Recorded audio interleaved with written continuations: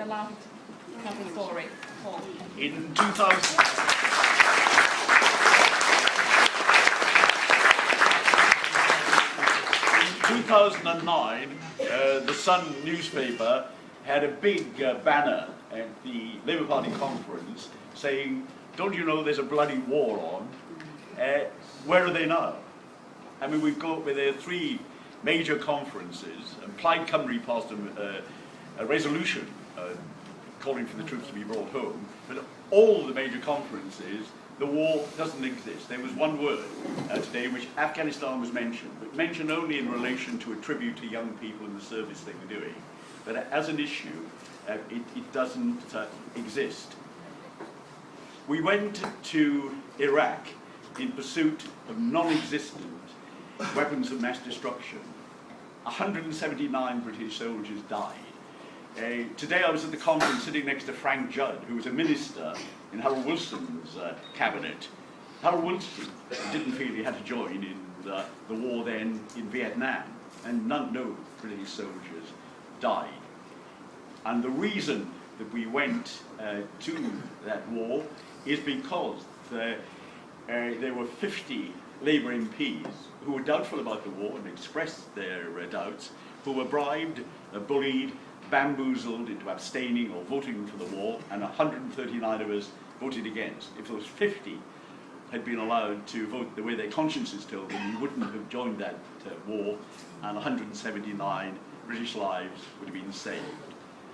We stayed in Helmand province in order to protect Britain from a non-existent Taliban terrorist threat to this country. We are now hearing the war drums beating, urging us to go to war in order to protect us from non-existent Iranian long-range missiles carrying non-existent Iranian nuclear bombs. It's an extraordinary situation. In January of this year, a young soldier from Pembrokeshire who'd gone through extraordinary, dreadful experiences. He'd been shot twice and still escaped, flesh wounds there. He was involved in 2 other incidents which involved bombs. But the torment that he had when he came home from Afghanistan was that his best friend, who had limbs blown away, he died in his arms. He was holding him, and he saw the life drain out of his eyes. And this is the torment that he had. And he took his life in January this year. He's not counted among the 433 dead. After the Falklands War and the Vietnam War, more soldiers took their lives after the war than died in combat. 433 British lives left, uncounted number of Afghan lives, 2,000 plus Americans there. There are also 10,000 soldiers who returned broken in body and mind. The new minister, Justine Greening, told me I was being pessimistic when I suggested this on the Thursday we finished. Because didn't I realise, yes, bad things happen, didn't I realise there was something like 5 Paralympic medals as a result of the war? So you mustn't think of war as killing these people. You just think of it as a chance for getting a Paralympic medal. You know, if you're lucky enough to have your limbs blown off. I mean, it does seem an extraordinary position to be in.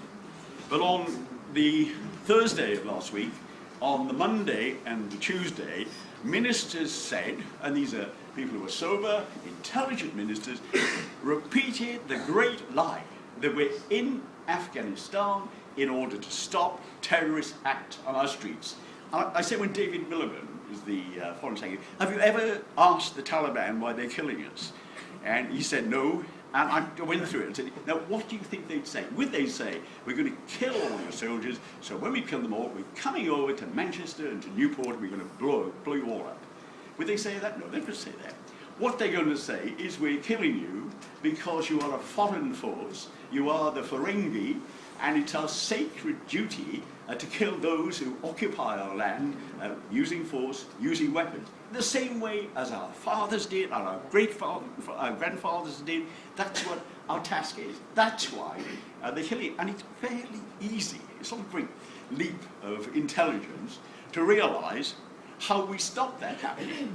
And we stop that happening by coming out. Now, the Canadians 2 years ago decided to leave. So did the Dutch, and their troops are safely home. The French are coming out earlier than planned, and so are the New Zealanders. But there was an odd moment in Parliament when I pointed out that the only reason why our troops are still there is to act as human shields for ministers' reputations. They're there to ensure that the end of the war can be spun as a victory for politicians. Siegfried Sassoon did a declaration against war in 1917, saying this war is being prolonged by those that have the power to stop it. Front bench, they're the people who are prolonging the war.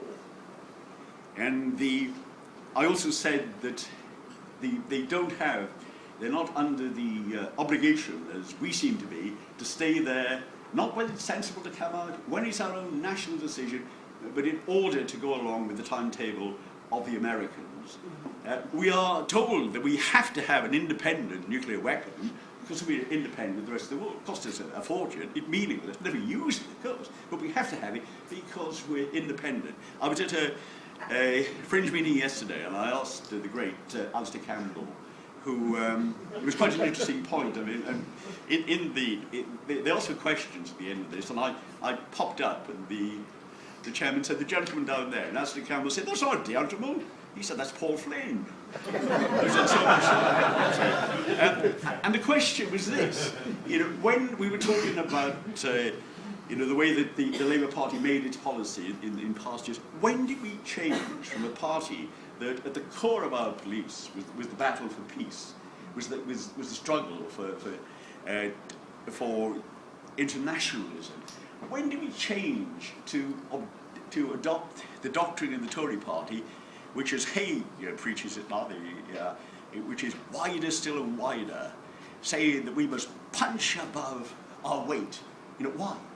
Why should we punch above our weight? Punching above our weight always means that we die beyond our responsibilities, as we're doing now in Afghanistan. It makes no sense to continue to be there. The outlook is bleak. In 2006, there was a debate when John Reid announced that we were going into Helmand province. We were going in there with soft hats to do a bit of reconstruction, and his hope was that another shot would be fired. I made a speech at that time saying that this was like the charge of the Light Brigade. Blair to the left of them, Bush to the right of them, hollered and thundered. There's not a reason why, there's what to do and die. Into the valley of the shadow of death, into the mouth of the Helmand, drove the 5,000.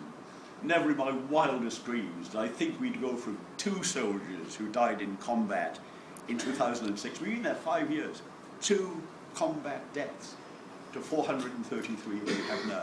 And it's not the charge of the Light Brigade, it's the charge of the Light Brigade multiplied by 3, at least 3 times as many died in this hopeless, futile attempt to take a country from a culture that's firmly rooted in the 13th century and try to turn them into a Scandinavian democracy.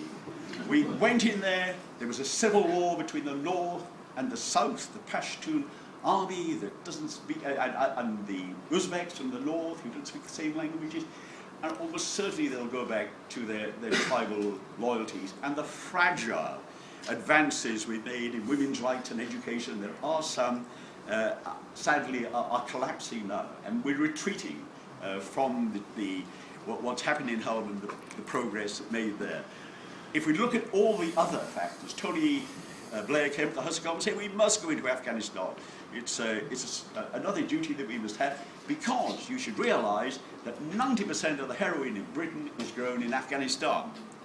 After 10 years, 90% of the heroin in Britain is grown in Afghanistan. There is a difference. Now there's much more of it, and it's cheaper. That's true. Corruption. The corruption is far worse because we've fed it, poured in £20 billion of our taxpayers' money, the great bulk of which has been run by a banking system that existed to pass money on to the leaders of the country in order to tart up their bolt holes in Dubai. So there was no progress on any of those fronts. And we got hold of Karzai, no particular merit, except that he could speak English and was involved with the West, and put him in as our puppet leader. I mean, why does anyone believe that when we get out, instead of the green on blue death knell, that Afghans will go to war, that they'll slaughter their brother and sister Afghans to serve an election-rigging corrupt leader who's a foreign puppet, or to serve the interest of the West? They will not do that. So what happened in the House of Commons, I'll finish this point, otherwise I'd like to talk for the rest of the evening. What happened on the last Tuesday, which of Parliament, is I made these points and said that we were in a position very much like the end of the First World War, when politicians lied and soldiers died. And those on the front bench were again the ministerial donkeys who were leading our brave soldier lions.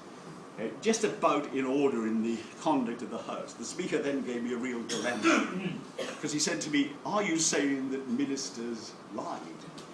And I was trapped. I mean, there's no way of saying that ministers did not lie. Of course they've lied. They've been lying, since 2001. The whole justification of the war is a giant lie. Yeah. But having said that, I'm now relieved of my parliamentary duties, which I'll take up on October the 23rd.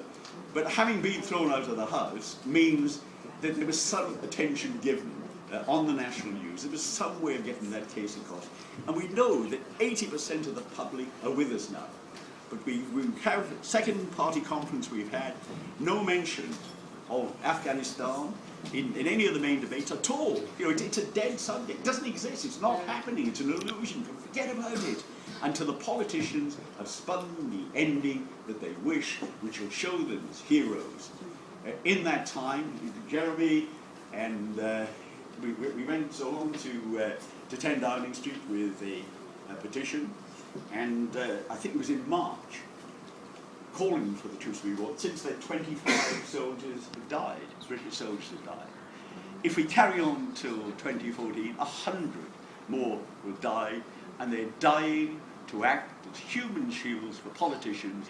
They're dying, not sadly for a noble cause, which must be a bitter pill for their loved ones to accept one day, but they're going to have to accept it, tragically, that there isn't a sacrifice in this war that was worth dying for. And I'm saying that knowing, as a son of a soldier who believes that the valour, the professionalism of our soldiers is as great as any that's taken place in all our military history. No criticism of them whatsoever or of their intentions.